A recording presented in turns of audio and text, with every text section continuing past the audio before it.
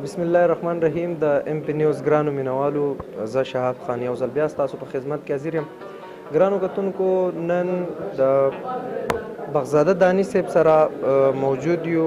د شموزو غورځنګ ادبي ټولنې له راغلي یو. دلته کې یوه ډېره ښکلې مشاعره وشوه، غټه غونډه وشوه. د ادب چې څومره هم د ادب سره ریلیټډ ملګري دي هغوی راغلي ول، خپل شعر و شاعري وکړه. دا وخت را سره بغزاده دانش صاحب ناست دی.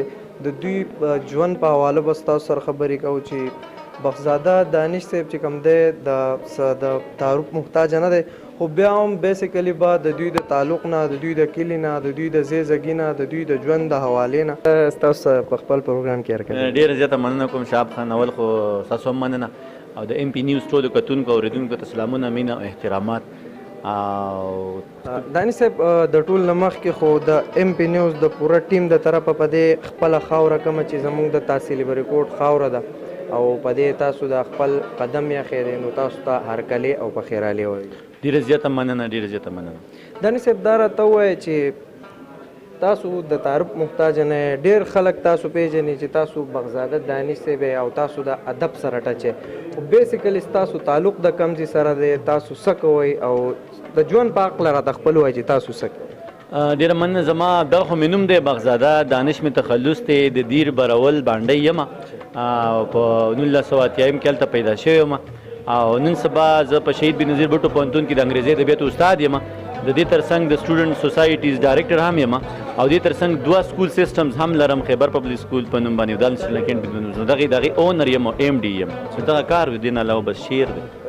دا راته ووایه چې شاعرۍ ته څنګه رالی؟ د څومره وخت نه شاعري ټچ کوئ؟ شاعري خو داسې ده چې خوښه مې د وړوکوالي نه وه. د 10م جماعت نه دی خوا، مطلب د 1996 نه دی خوا لیک کوم.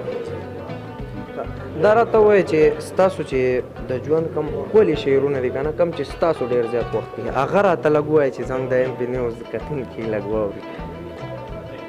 شاعر ته خو هر شعر خپل خوښ وي، خو بهرحال زه د یو زما چې کوم خوښ دي نو تا ته وایم چې د سترګو ګلابونه دې تازه ساته ملنګې، د سترګو ګلابونه دې تازه ساته ملنګې، همداسې دې د مخ د آینه ساته ملنګې، خوارو وارو کاږو واږو باڼه ساته ملنګې، خوارو وارو کاږو واږو باڼه ساته ملنګې، هېڅ یاره له چا مه کړه زړه ډاډه ساته ملنګې.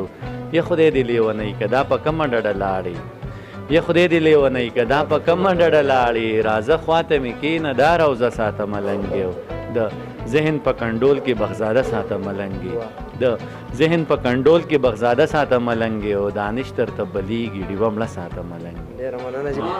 په اخره کې به جي ستاسو نه دا تپوس کوم، زیات کتونکي زمونږ د ام پی نیوز په شیشه تاسو دا وخت ګورئ که نه، نو ستاسو چې کمپین دی او نور چې څومره هم د ادب سره ټچ خلک دي، هغې خلکو له به څه میسیج ورکوئ جي؟